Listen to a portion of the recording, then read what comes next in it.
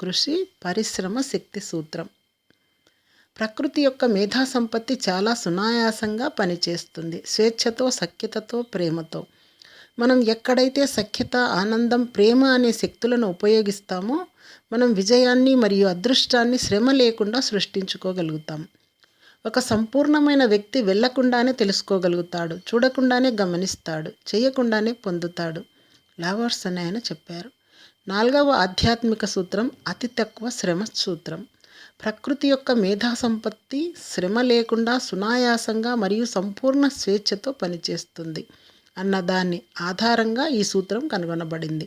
ఇది అతి తక్కువ శ్రమ అనే సూత్రం. ఇందులో ఎటువంటి నిరోధక శక్తి లేదు. ఆ కారణంగా దీన్ని సఖ్యత మరియు ప్రేమ అనే సూత్రంగా కూడా చెప్పుకోవచ్చు. ఈ పాఠాన్ని మనం ఎక్కడైతే ప్రకృతి నుంచి నేర్చుకుంటున్నామో అప్పుడు మన కోరికలు చాలా సులువుగా తీరుతాయి. మనం ప్రకృతిని నిశితంగా గమనించినట్లయితే చాలా తక్కువ శ్రమ ఖర్చు అవుతుందని తెలుసుకుంటాం. అంటే చేపలు ఈదటానికి ప్రయత్నించవు, అవి అలా ఈదులాడుతాయి. పువ్వులు వికసించటానికి ప్రయత్నం చేయవు, అవి వికసిస్తాయంతే. అలాగే పక్షులు ఎగరటానికి ప్రత్యేకంగా ఎటువంటి ప్రయత్నం చేయవు, ఎగురుతాయంతే. ఇది వాటి ప్రకృతి స్వభావం. భూమి తన కక్షలో తను ఇరుసుపైన తిరగటానికి ఎటువంటి ప్రయత్నము చేయదు. అతివేగంగా రోదసిలో తిరగడం భూమి యొక్క సహజ ప్రకృతి. ఆత్మానందంతో తేలియాడటం పసిపిల్లల యొక్క గుణం. మిలమిల తలతల మెరవటం నక్షత్రాల యొక్క గుణం. ముఖ్యంగా మనం కళలను భౌతికంగా చాలా సులువుగా శ్రమ లేకుండా విదితం గావించుకోవడం మనిషి యొక్క నిజ ప్రకృతి. మన ప్రాచీన భారతదేశ తత్వశాస్త్రాలలో, వేదశాస్త్రములలో దీనిని శ్రమను పొదుపు చేసే సూత్రంగా చెప్పబడింది, లేదా తక్కువ చేసి ఎక్కువ పొందని కూడా చెప్పబడింది. చివరకు నీవు ఏ స్థితికి వస్తావంటే నీవు ఏమీ చేయకుండానే అన్నింటినీ పొందుతావు. దీని అర్థం ఏమిటంటే ఒక అస్పష్టమైన భావం నీలో ఉన్నా కూడాను ఆ భావానికి సునాయాసంగా రూపకల్పన జరిగిపోతుంది. అందరూ దేన్నైతే మహిమ, అద్భుతం, అదృష్టం అని అంగీకరిస్తారో అదే వాస్తవానికి తక్కువ శ్రమ సూత్రం ద్వారా వ్యక్తమయ్యేది. ప్రకృతి యొక్క మేధా సంపత్తి ఎప్పుడూ సునాయాసంగా, ఒత్తిడి లేకుండా, శ్రమ లేకుండా పనిచేస్తుంది. అది ఎక్కువ తక్కువలు, భేదాభావాలు లేనిది, అతీంద్రియ గ్రహణ శక్తి కలది, వృద్ధిపరిచేది, సంపూర్ణత కలిగి ఉన్నది. నువ్వు ఎప్పుడైతే ప్రకృతితో సఖ్యతను కలిగి ఉంటావో, ఎప్పుడైతే నువ్వు నీ స్వస్థితి యొక్క జ్ఞానంతో ఉంటావో అప్పుడు నీవు తక్కువ శ్రమ సూత్రాన్ని బాగా ఉపయోగించుకోగలుగుతావు. ఈ స్థితిలో నువ్వు చేసే పనులు ప్రేమ చేత ప్రేరేపింపబడితే చాలా తక్కువ శ్రమ ఖర్చు అవుతుంది.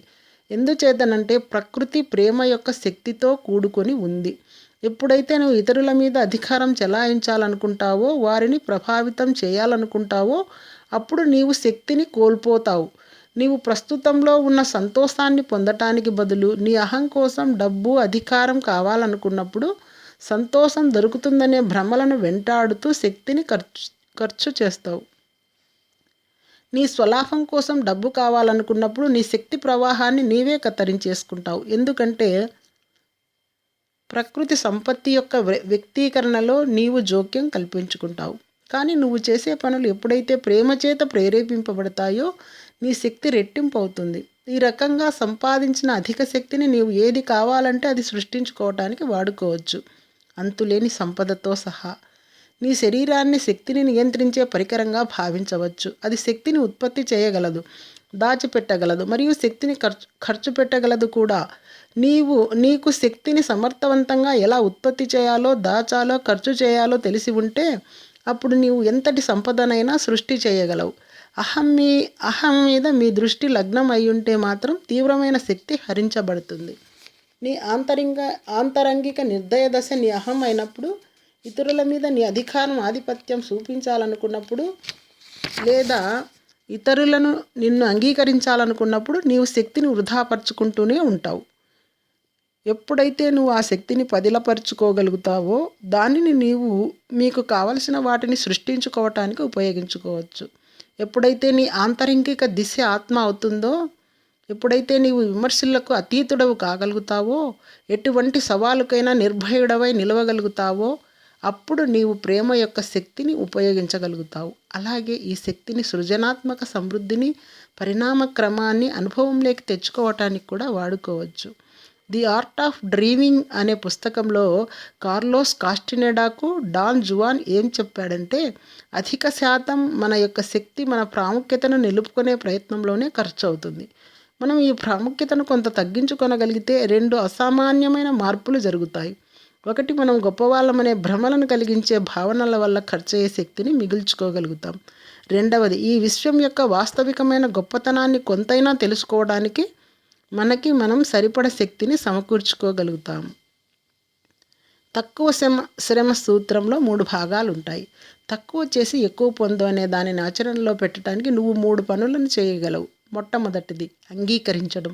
అంటే ఈరోజు నేను మనుషులను, సంఘటనలను, పరిస్థితులను యథాతథంగా అంగీకరిస్తాను. దీని అర్థం ఏమిటంటే, ఈ క్షణం ఎలా ఉండాలో అలానే ఉంది అని నేను ఒప్పుకుంటాను. ఎందుకంటే విశ్వం ఎలా ఉండాలో అలానే ఉంది. ఈ క్షణం ఇప్పుడు నీవు అనుభవిస్తున్నది గతంలో నీవు అనుభవించిన దాని యొక్క పరాకాష్ఠ స్థితి. ఈ క్షణం ఎలా ఉండాలో అలానే ఉంది. ఎందుకంటే మొత్తం విశ్వం ఎలా ఉండాలో అలా ఉంది కనుక. నువ్వు ఎప్పుడైతే ఈ క్షణానికి వ్యతిరేకంగా పోరాడటం మొదలు పెడతావో అప్పుడే నువ్వు మొత్తం విశ్వంతోనే వ్యతిరేకంగా పోరాడుతున్నట్టు లెక్క. దానికి బదులుగా ఈ క్షణం జరిగే దానితో పోరాడకుండా ఉండడం ద్వారా ఈరోజు విశ్వంతో పోరాడనని నువ్వు నిర్ణయం చేసుకోవచ్చు. అంటే ఈ క్షణాన్ని ఉన్నది ఉన్నట్లుగా నీవు సంపూర్ణంగా అంగీకరించినట్లే. నీకు నచ్చినట్లుగా కాకుండా జరుగుతున్న అన్ని విషయాలను యథాతథంగా అంగీకరిస్తావు. ఈ క్షణం దీనిని అర్థం చేసుకోవటం చాలా ముఖ్యం. భవిష్యత్తులో జరిగే విషయాలు వేరే విధంగా ఉండాలని నీవు కోరుకోవచ్చు, కానీ ఈ క్షణాన్ని మాత్రం యథాతథంగా స్వీకరించి తీరాలి. నీవు ఒక వ్యక్తి వలన కానీ ఒక సంఘటన వలన కానీ ఇబ్బంది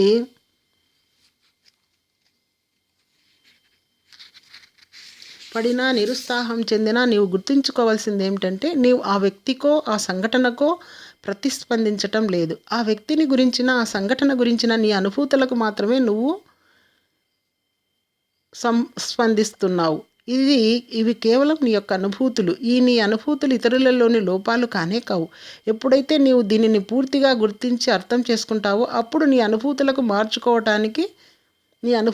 మార్చుకోవడానికి నీవు సిద్ధంగా ఉంటావు. అంటే నీవు ఉన్నది ఉన్నట్లుగా అంగీకరించడానికి సిద్ధంగా ఉంటే నీవు సమస్యలుగా భావిస్తున్న అన్ని సంఘటనలకు, పరిస్థితులకు బాధ్యత తీసుకోవడానికి నీవు సిద్ధంగా ఉన్నట్లే. ఇది మనలను తక్కువ శ్రమ సూత్రంలోకి 2వ భాగంలోకి తీసుకువెళ్తుంది.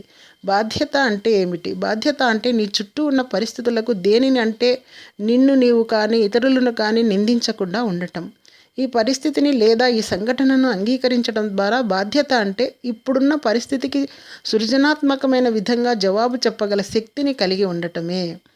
అన్ని సమస్యలలోనూ అవకాశం అనే విత్తనాలు ఉంటాయి అనే ఎరుక ఈ క్షణాన్ని మెరుగైన విషయంగా కానీ మెరుగైన పరిస్థితిగా కానీ మార్చివేయటానికి అవకాశం కల్పిస్తుంది.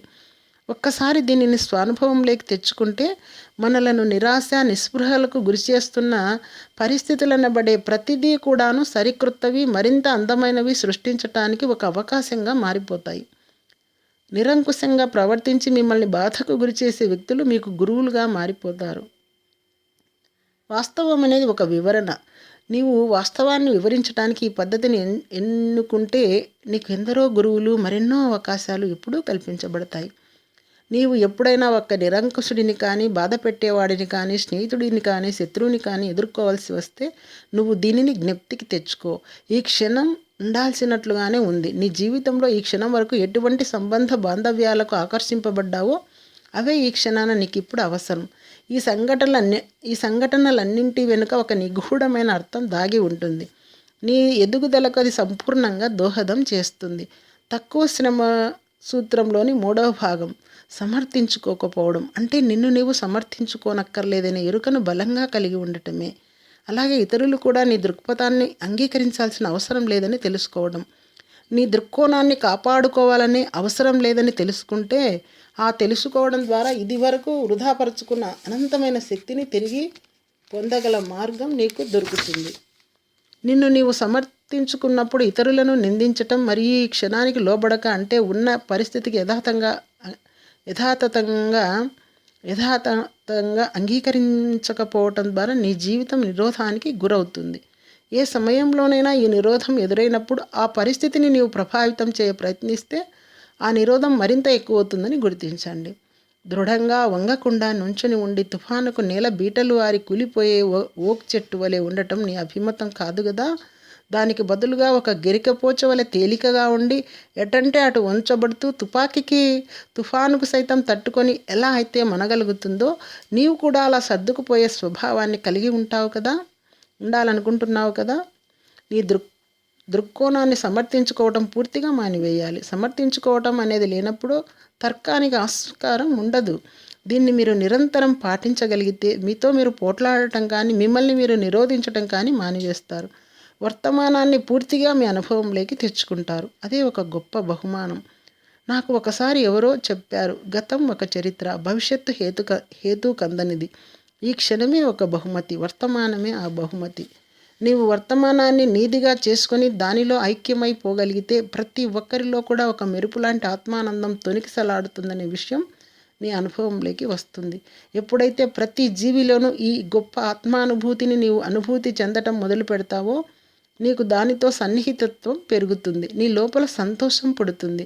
అంతేకాకుండా నీకు అయిష్టత, బాధ పెట్టడం, గాయపరచటం అనేవి పూర్తిగా వదిలేస్తావు. అప్పుడు మాత్రమే నీవు సంతోషంగా, స్వేచ్ఛగా, ఉల్లాసంగా ఉండగలవు. ఈ సంతోషంలో, ఈ సరళమైన శుద్ధమైన స్వేచ్ఛలో నీకెప్పుడు ఏది కావాలో అది దొరుకుతుందని, దానిలో అనుమానమే లేదని నీ హృదయానికి తెలుస్తుంది.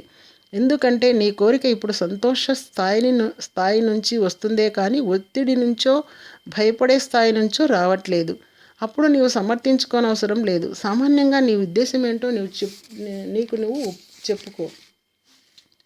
అప్పుడు నీవు జీవితంలో తృప్తిని, ఉత్సాహాన్ని, సంతోషాన్ని, మరింత స్వేచ్ఛను అనుక్షణం అనుభూతి చెందుతావు. నిరోధం లేని మార్గాన్ని అనుసరించటానికి నిర్ణయించుకోండి. ఈ మార్గం ద్వారానే ప్రకృతి యొక్క సంపత్తి, సమృద్ధి నిరహఘాటంగా, చాలా స్వాభావికంగా, ఎటువంటి ఘర్షణ, శ్రమ లేకుండా నీ జీవితంలోకి ప్రవహిస్తాయి. ఎప్పుడైతే నీ దగ్గర అంగీకారం, బాధ్యత మరి నిరోధించటం లేకుండా ఉండటం అనే అపురూపమైన సమ్మేళనం ఉంటుందో అప్పుడు ఎంతో హాయిగా ప్రవహించే జీవన స్రవంతిని మీరు అనుభవిస్తారు.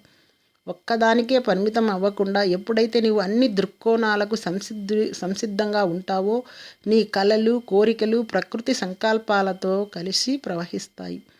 అప్పుడు ఎటువంటి బంధం లేకుండా నీ ఉద్దేశాలను నీవు బయట పెట్టవచ్చు. కేవలం నీ కోరికలు ఫలించే సరైన తరుణం కోసం వేచి ఉండు. కాలం ఆసన్నమైనప్పుడు మీ కోరికలు తీరుతాయని విశ్వసించండి. ఇదే అతి తక్కువ శ్రమ సిద్ధాంతం. తక్కువ శ్రమ శక్తి సూత్రానికి ప్రయోజనకరంగా ఉపయోగించటం. ఈ తక్కువ శ్రమ సూత్రాన్ని ఈ క్రింది ఉదహరించిన వాటి ద్వారా అమలుపరచటానికి నేను నిశ్చయించుకున్నాను.